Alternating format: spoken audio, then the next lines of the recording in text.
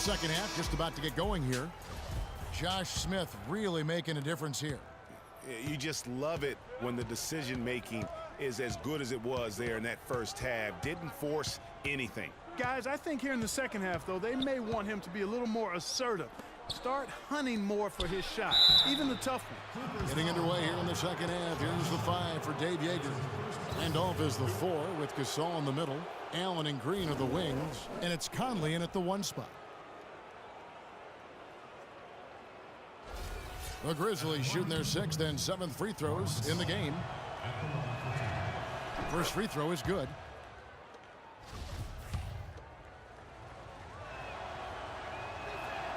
Gasol hits them both. Boy, I tell you what, he does not look like your typical big man up there at the line.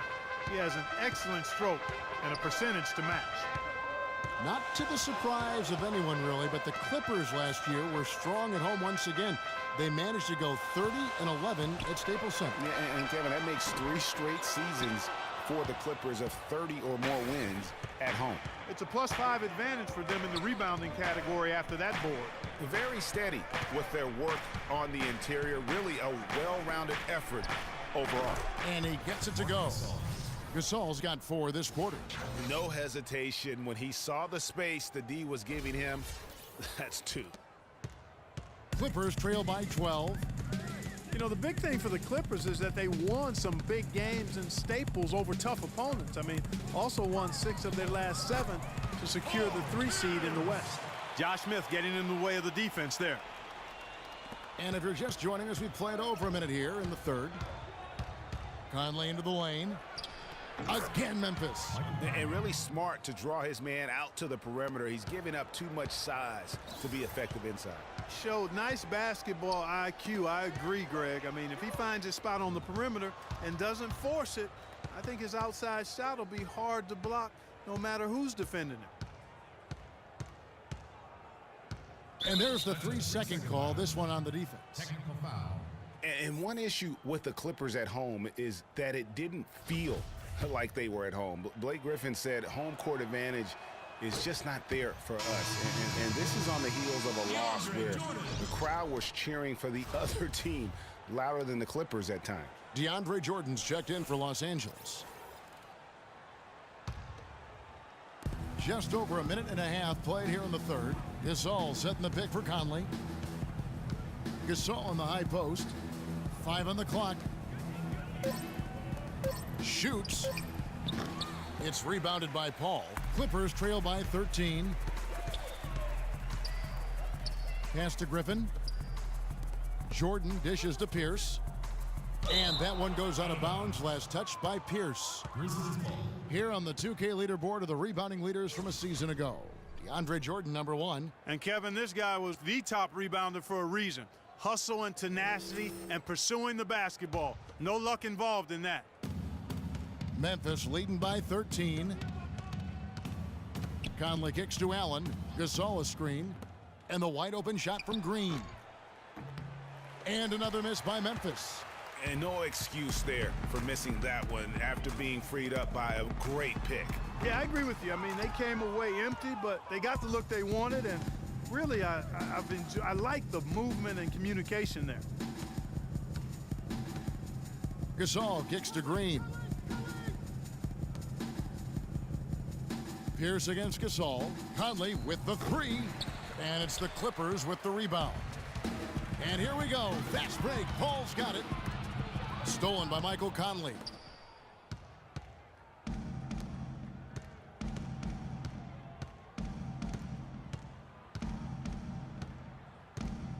Randolph a screen on Crawford. Conley the pass to Allen. Back to Conley. Here's Gasol. And another miss by Memphis. Clippers trail by 13. Clark, thinking back to when Mike Conley was drafted 4th back in the 2007 draft, 4th overall. He wasn't an instant star, but he has gotten better every season. Yeah, it took him a little while. I mean, he was only a freshman coming out of college back in 2007. A slow start. He had to fight for minutes, grind away. The Grizzlies kept trying to get his replacement, it appeared, but he stayed the course, and now he's their franchise point guard. Now a timeout called by Memphis. You know, you think back Grizzlies contemplated trading Mike Conley early on in his career, and I tell you what, aren't they glad that cooler heads prevailed? I mean, his rise has helped propel them to one of the top teams in the Western Conference. And the Grizzlies making a change here. Barnes is checked in. Conley kicks to Barnes. The pass to Gasol.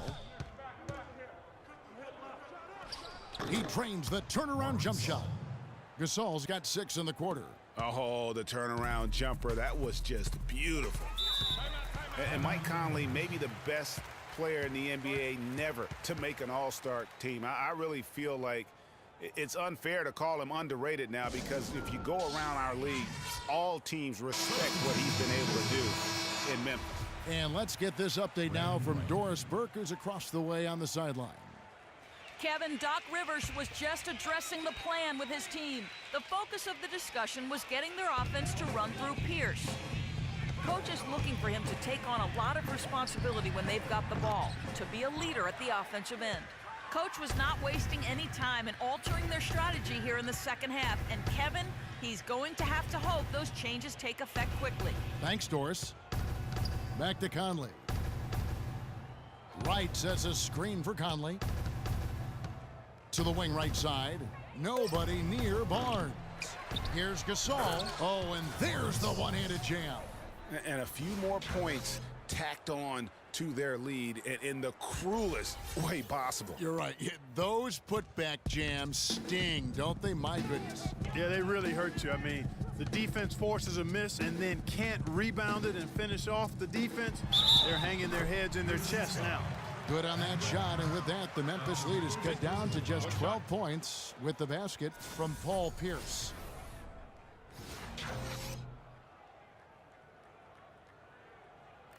And a moment to look at the scoring approach in terms of where the points are coming from for the Grizzlies. They keep piling up the assists, and they haven't cooled off at all.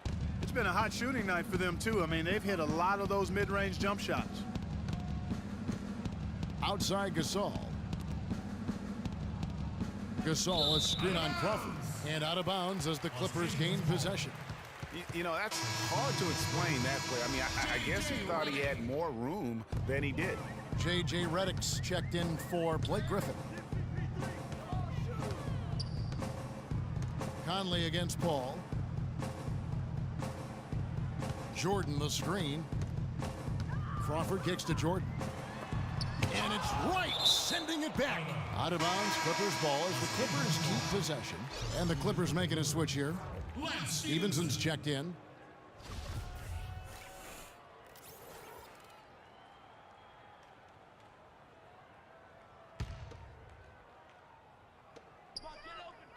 Just 4 to shoot. Redick up top. Shoots the 3. It's rebounded by Memphis. They've led by as many as 14 points. Boy, Doc Rivers keeps on leading his teams to successful seasons. A former coach of the year rarely has a season where his team doesn't meet expectations. Memphis moving it around. And it's Wright missing. The fadeaway was the right shot there because it got his attempt away from the defender, but the touch was poor. And again, no good by the Clippers. And Doc Rivers passed the 700 win mark as a coach last season. He's climbing the ladder in career wins. Yeah, and you know, I don't know that Doc oftentimes gets enough credit for the type of coach he is. I mean, as a coach, he is well over 500 in terms of his career win percentage. And how about over 500 in playoff games as well?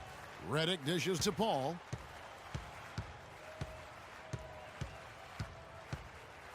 He feeds it to Redick.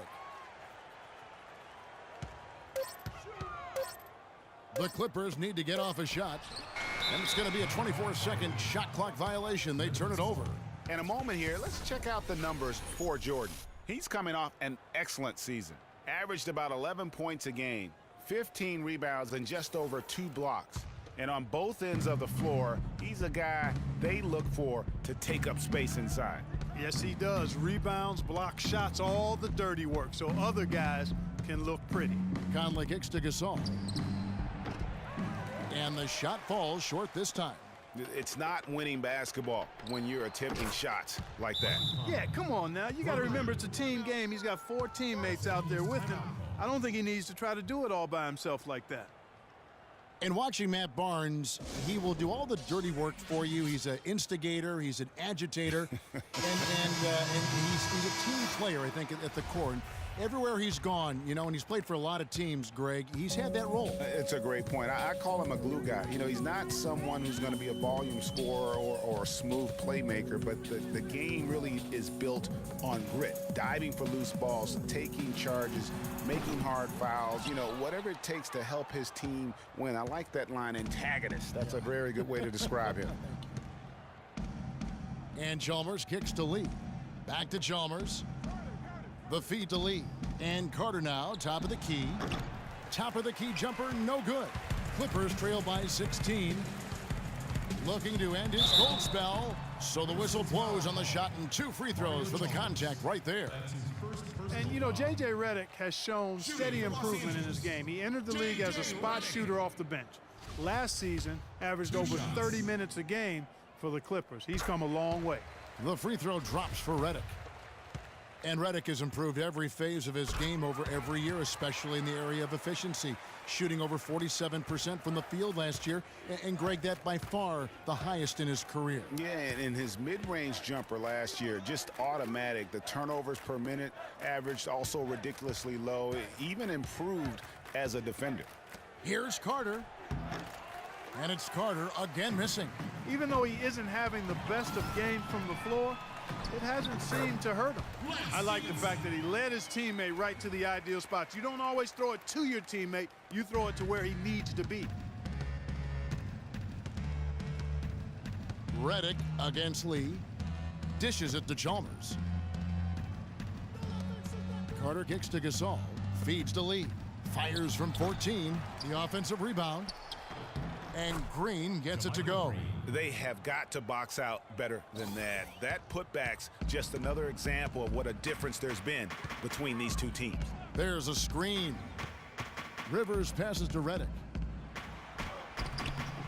Green with the rebound. He is just really almost playing for the other team. The shooting has just been poor. The shot by Carter, nobody around. And that comes off the assist by Mario Chalmers. Chalmers has got his 6th assist on the night. 1:31 left in the third quarter. Redick up top, covered by Lee, and Gasol sends it back. The drive by Lee, and he uses both hands to jam it in. Fellas, that 2-hand monster slam was vicious. I don't think there was anyone, and I mean anyone, that could have stopped him on that one. I tell you what, I'm glad they didn't try, because somebody might have got their feelings hurt. Smith against Green. Smith dishes to Redick.